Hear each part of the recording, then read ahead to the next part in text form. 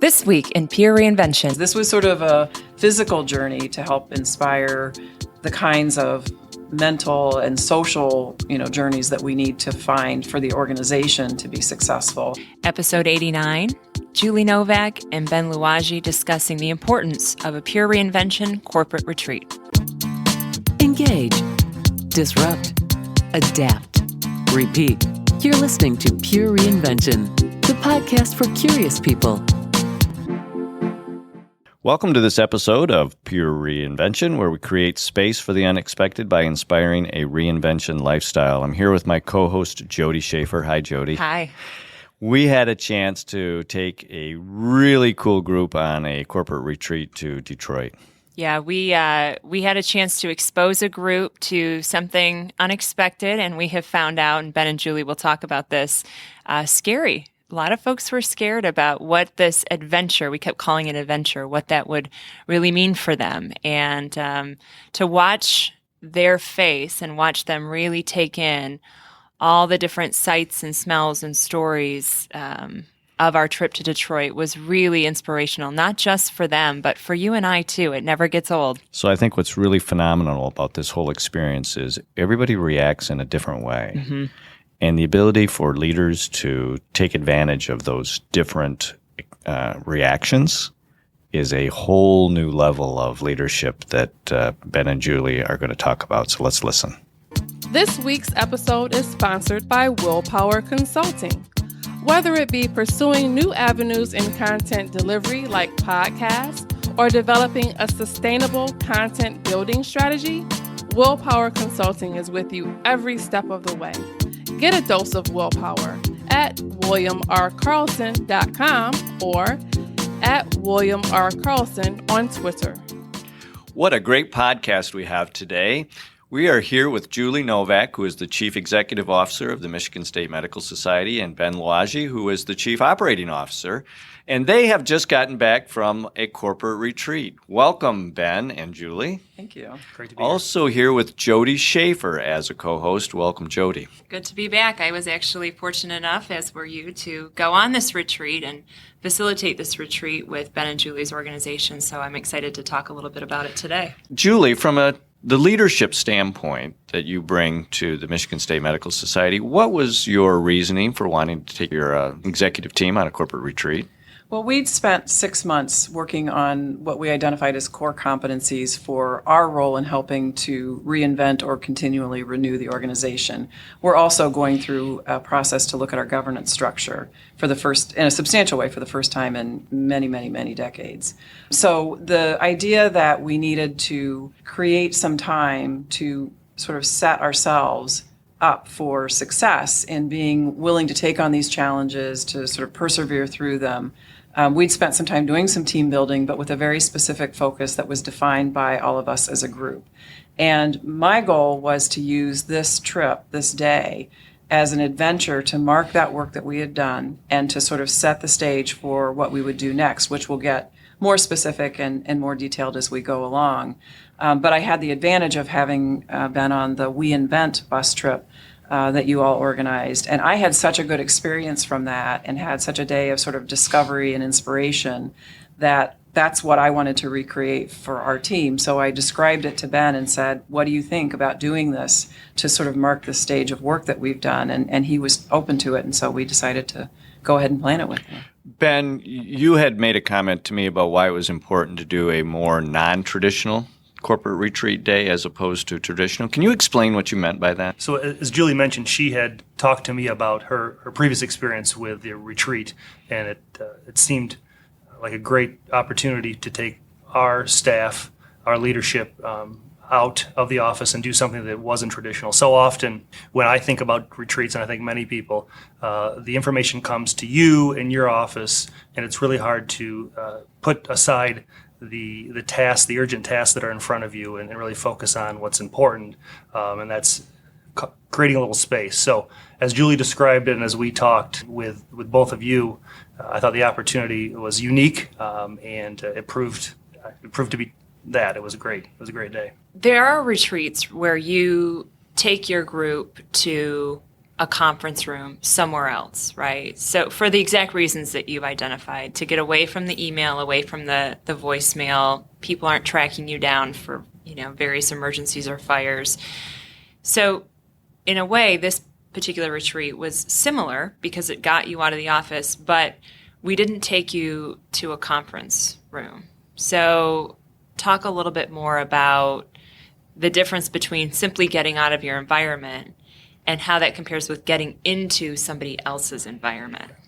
So we physically moved around the city of Detroit, although many of our staff does some work there. The places that we were going, the leaders that we spoke to were not people that we normally would cross paths with. So back to that unique aspect that I mentioned earlier, we weren't focusing just on healthcare. Actually, we didn't talk to any healthcare leaders. We talked to leaders in different fields that were pretty diverse from what we do on a regular basis. So it was a great opportunity to do something in a different way, but learn from the experience of others who have faced generally similar challenges and exchange ideas and take away things that we could implement here in the work we do.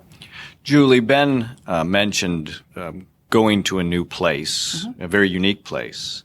But in going to a unique place, you want to make sure there's some relevance to the work that you are doing in your own house.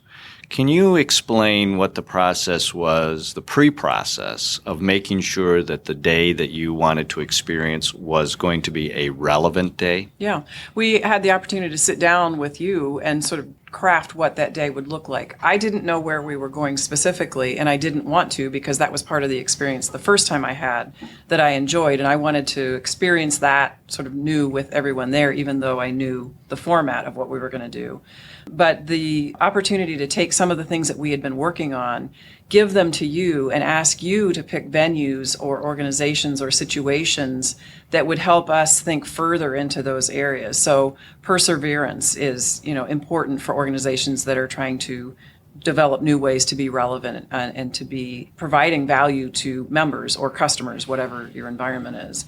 Inclusiveness, there were situations where they were trying to build community in very different ways. But that was something that we as an organization are sorting out. How do we be inclusive of our members who are increasingly in diverse settings and in diverse sort of points of view about what they're doing professionally?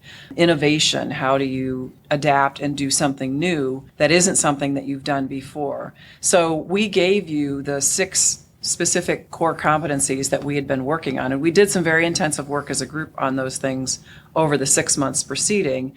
And then you did a very good job of picking things that helped us highlight, reflect, give us new metaphors really for those things that we could say, remember when we went to, and that is similar to what we're looking at, in this area here. It gives us reference points, but it also gave us inspiration, a sense of renewal, a sense of that people are doing hard things in a lot of different places, and they're being very successful at it. And that gives us sort of the fortitude to carry on and keep trying to do the work that we're doing. If I could just add to that, I think one of the things that I really appreciated was the stops that you scheduled for us, the conversations that we had. They were practical, applicable to what we were doing, but still not in our field. And so often in retreats, from my perspective, you have kind of the usual toolbox of items that you're going to do. And many of those get stale, and I don't know that staff often enjoy doing some of the different activities that come up over and over again. This was very fresh, very out of the norm, but in a structured way that I believe our group and I personally felt was a good use of our time. Ben, you've had a chance to listen to some of the feedback now of some of the participants who've been a part of that day. What kind of feedback have you been picking up from those who were participating? Well, it was all across the board. And what I mean by that was because we had different stops and had different interactions, what was meaningful to some of our staff was not the same as what was meaningful to others. And because we had a diverse group of people that were going, but also that we were talking to, that opportunity to have those different perspectives, I think was consistently a positive from our staff. They also liked the location. As I mentioned earlier, many of us do work in Detroit, but we went to different stops that I would not, nor would they ever think about going to.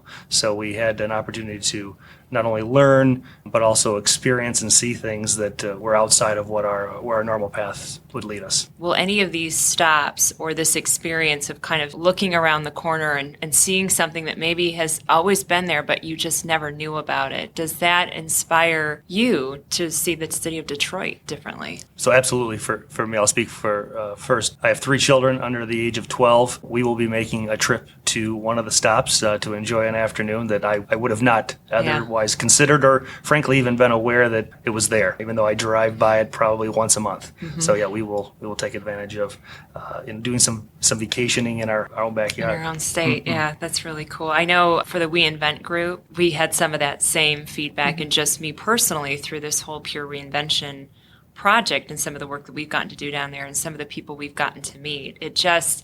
It's inspiring not only in what you can take back and apply in your own life, but it does sort of lift the veil a little bit of the perception of what Detroit used to be. And it gives you a sense of curiosity and maybe even the security to explore a little bit beyond what would have been considered a safe corridor, even 5 years ago or 10 years ago. So it's sort of one of those unintended consequences of the retreat. The retreat itself can be really powerful, but doing it in a city like that, it's a bonus. It's the cherry on top. Well, we all know Detroit is turning around. It's past a point of no return and is sort of heading the other direction right now. And like Ben said, we go to meetings there from time to time. And so you have some sense of that in some areas. But in terms of other aspects of life beyond business meetings, it definitely opens your eyes up to new things to explore. We as a family had started doing some exploring intentionally, but now I have other things on my empty nesters list for next year that I would like to go back and spend more time, do more exploring, because there are great things to see and there are great things happening. And I think for people to really be there and see it and experience it is so much different than just reading about it and just understanding the real people involved in it. So, Julie, you were responsible for making the financial investment in the day. So you want to make sure you have a good return on that investment.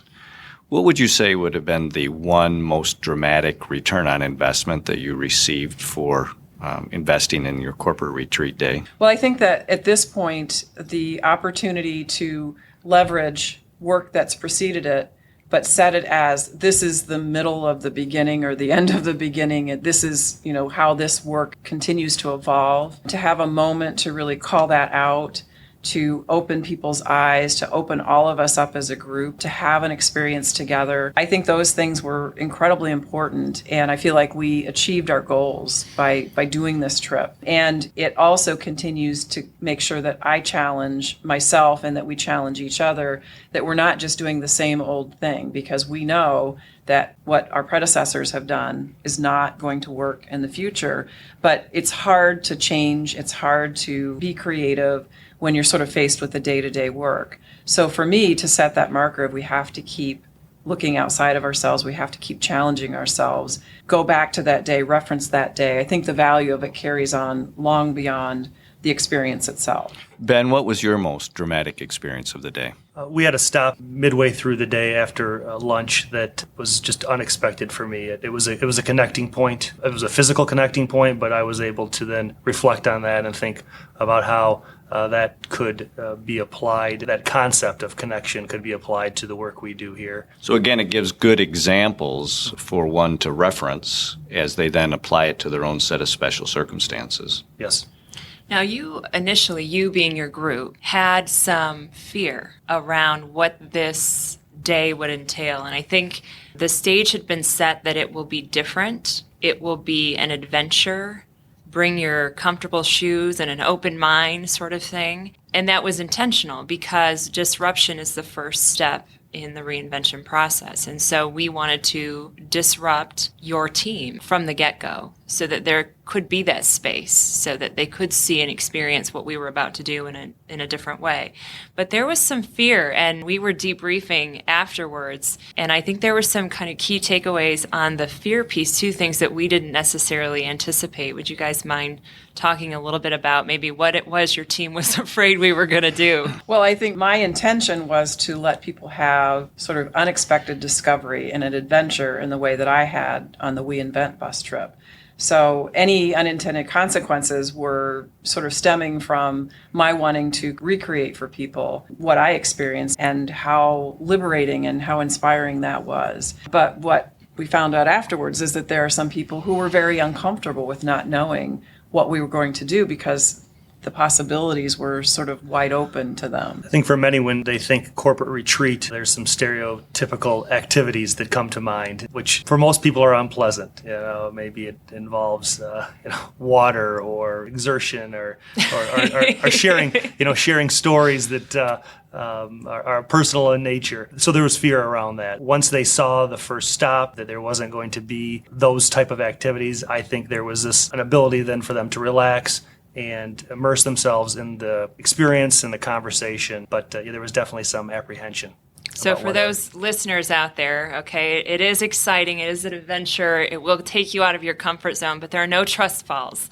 There are no ropes courses. There's no bungee jumping. There's no bungee, So some of the things that would certainly get the blood pumping are not necessarily the most productive from a staff's point of view. And while some may consider it fun, back to Mike's initial question about return on investment, it has to be more than fun, or at least it did in your case. That wasn't the goal of this particular retreat. This phrase you used called unexpected discovery, which by the way, I really love that thought. Explain as the leader why it's important to create the environment for there to be unexpected discovery. Well, we know so much is changing in the environment our members are living in, and pretty much everything about our environment, socially, economically, politically, feels very tumultuous right now. So the urge to retreat into safe and steady known work is almost irresistible at some points. You want to say, I know how to do this, I'm comfortable doing this, this has always worked. But in the back of your mind, you know that it's not going to be that's going to make the organization thrive into the future. And so that sense of you have to be willing to try some uncomfortable things. You have, not physically uncomfortable again, but you have to be willing to look at things that have some fuzzy edges and sort of venture into new territories. This was sort of a physical journey to help inspire the kinds of mental and social, journeys that we need to find for the organization to be successful. And we have to keep pushing ourselves out of what's known and familiar, especially in associations which are typically very proscribed, very formal, lots of history that preceded it. The opportunity is in the adventure of what's next, but you have to kind of keep reminding yourself of that. Julie, if there's a leader out there listening to this podcast and contemplating needing to do some sort of a new retreat or a new experience to take their staff or their organization on, how would you coach them on why PureReinvention may be a good choice? I would definitely say that if you have a purpose of what you're trying to achieve with your team, if you have something that you're undertaking that's new, this would be another way to help develop that capacity within your group, to help find stories that resonate, that you can take things from. I think it's a very different experience, and that is part of the beauty of it, is that it's not like, as Ben said, all the things that you go to a conference, you sit down, you're presented with things that are supposed to sound innovative, but it's not a tactile, sort of experiential kind of thing. It's very passive. And this is, you can engage, you can talk to these leaders of organizations that have done great things. You can see what they've done. You can hear what it took to get there. It's a very different way of having the same purpose, but to me, in a much fresher kind of approach than what people are normally used to. Ben, what are your thoughts on why a leader should investigate the PureReinvention corporate retreat? So it's important to give your organization permission to take a step outside of the norm, as Julie said. And this serves, the trip we took, from my perspective, serves two ways it does that. By example, we just made the decision to take a full day and, again, set aside what is the perceived urgency of that day and take some time to put a little distance so we could focus on the important. So setting the example by doing that, and then just hearing from others about how they have thought through challenges and taking those specific examples and learning from them in a new environment outside of a classroom or another building I think is where the power is at. when we've done these kinds of trips before, and even as facilitators of these trips, it's never the same trip. We might go to the same city, but the stops aren't the same. The way that people react to them aren't the same. The questions they have aren't the same. And so it's exciting every time. But I love what you said about placing what's important ahead of maybe what's urgent. And I think that's really a powerful statement, because that urgency of those everyday fires of the work itself can get in the way of planning the what's next for the organization. And the what's next may be more important than those urgent day-to-day tasks. But if you never pull yourself away, if you never make that space, how do you ever intend to get further ahead tomorrow than you are today? And a number of our stops allowed us to see the end result of what is next. So those organizations that we visited have went through a process and are now there. So it's inspirational and powerful to see that those type of investments pay off. Pay off, right. You're not going to spin your wheels. I think the team was also impressed and sort of reinforced by the generosity of the people that gave their time to tell their stories. I'm incredibly grateful to them because they were very real. They told what it took. And I think that created a strong impression on all of us. For them to take time out of their day to do that, they're proud of what they accomplished, so they should want to talk about it. But they gave up something else to do that so that we might learn, have that experience, have that exposure. That was incredibly generous of them to do, and I give them a lot of credit.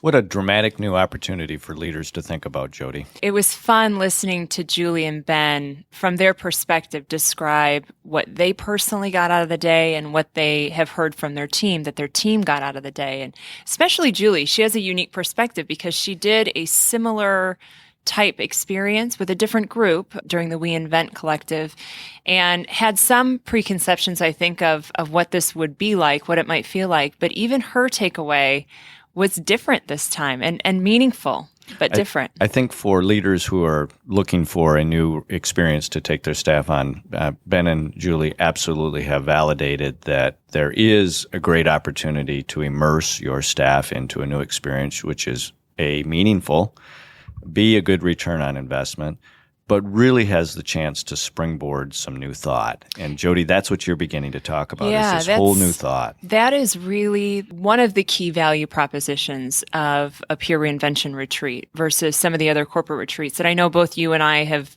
been participants of. And I mean, hell, I've probably even facilitated some of the more traditional models. And this sort of experience where you take people and you immerse them not only in a new surrounding, but in other people's lives and in other people's stories, its impact lasts far beyond that one day. And that's the key. I mean, what does this create for you and for your organization for what's next? So it's a catalyst, it's invigorating, and it gives you a chance to take a breath for a minute and really look at things in a new way. For many, these have become standard. Check off a list. We've done this for the year. Kind of like strategic last year's planning. Retreat was here, and this year's retreat was there. And I think we really want people to know that Pure Reinvention has taken very seriously how do we create an experience which is impactful, how do we create an experience that is meaningful, and how do we create experience that gives leaders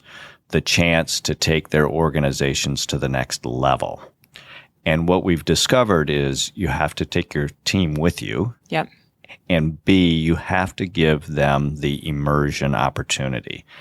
Many times that immersion is scary, or it involves some sort of physical exercise that makes a lot of people uncomfortable. This is an intellectual experience. This is an experience that has the opportunity to be very game-changing. And in fact, Jodi, we've seen this dramatically influence individuals who have participated. We have, and many of them are a part of our Pure Reinvention community as a result. This idea just kind of strikes them almost like a bolt of lightning, and they wake up and they look around and they see the world and they see their work and they see where they place their time and their effort and their energy in a new way. And it's not overwhelming, it's energizing. And that's a big deal. I like your word awakening because it's been there all along. But this experience, the Pure Reinvention retreat experience, awakens in many what can be possible for the next step. Part of creating that awakening is relevance. And one of the things that we really aim to do, and Ben and Julie talked about it, was that needs assessment on the front end. So, it's not just the team building, and it's not just we've worked really hard and so we want to somehow celebrate that. But it's what are the key things that we as an organization are struggling with, or what's in the road ahead that we're going to have to endure.